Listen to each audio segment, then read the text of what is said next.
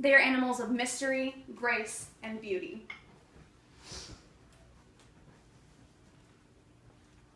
The charm of the feline species is undeniable. They have captured the hearts of humans for centuries, eliciting expressions such as cat's out of the bag or cat got your tongue, as well as terms like scaredy cat or crazy cat lady. Being one of these aforementioned crazy cat ladies, I love all things feline. In fact, I can probably tell you more random cat facts than you could ever want to know. For example, cats can make over 100 vocal noises, whereas dogs can only make 10. When a cat bunts you or gives you a head bump, they're not only showing affection, but they are dousing you in pheromones, claiming you as their territory. Female cats are super fecund, which means that they can have litters of kittens where each kitten comes from a different father. Cats are considered disdainful creatures, which is probably derived from their self-indulgent nature.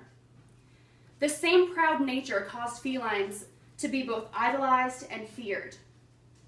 Throughout the centuries, cats have been worshipped and revered, persecuted and hunted, and now are considered the #1 U.S. house pet.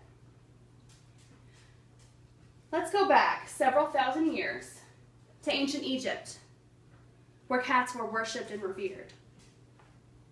Ancient Egyptians were thought to have domesticated cats around the year 2000 BCE.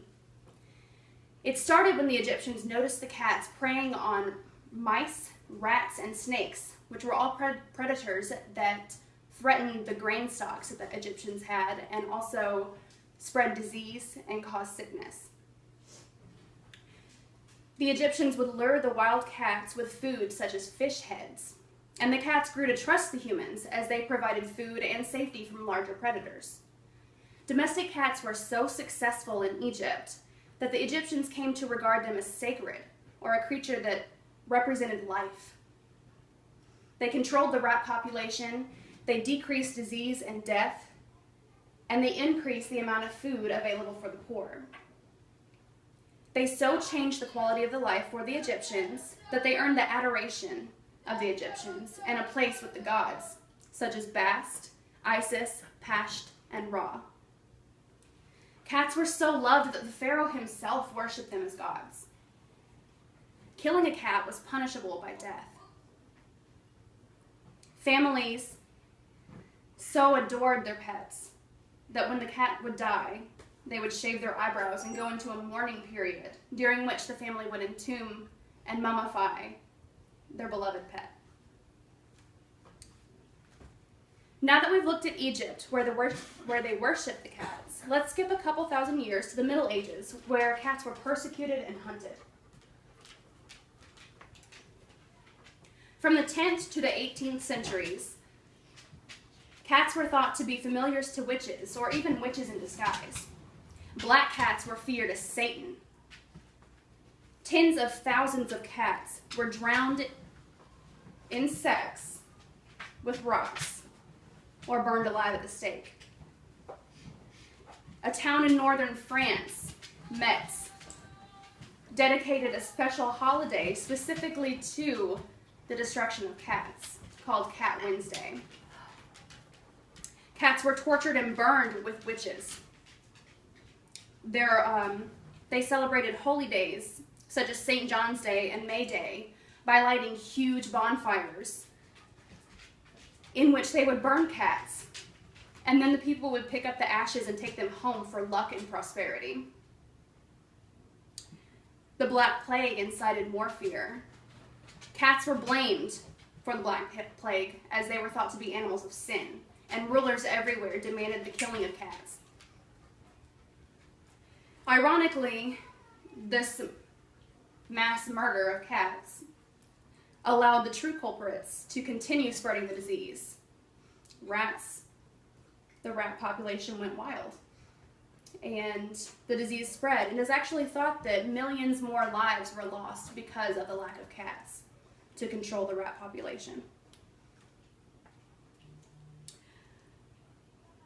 Now that we've examined the Middle Ages and their fear of cats, Let's jump forward a few more centuries and see cats enter new lands and encounter new humans.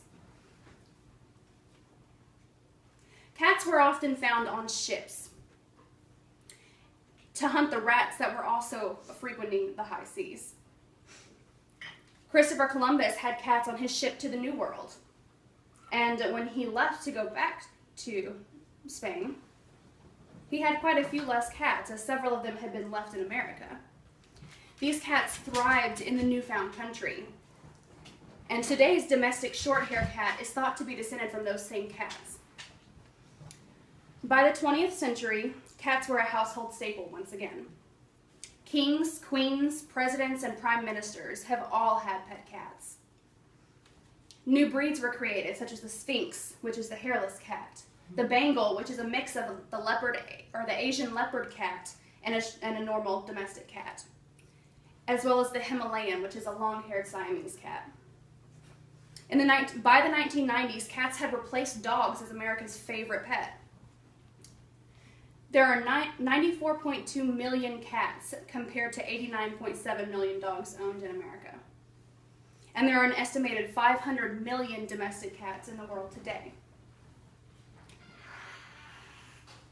In conclusion, today I have spoken about the history of cats, from the first domesticated cat to the way that cats are viewed today. First, the first domestic cats so affected ancient Egyptians that they were elevated to a godlike status. They were rationally feared in the Middle Ages, which possibly led to millions of extra deaths from the Black Plague. And today they are the most popular pet in America, even over man's best friend, the dog. Although cats have had a very long and complicated history, perhaps one thing will never change: the cat's independent and superior nature. For as Ellen Perry Berkeley, author of Maverick Cats, so truly stated, as every cat owner knows, nobody owns a cat.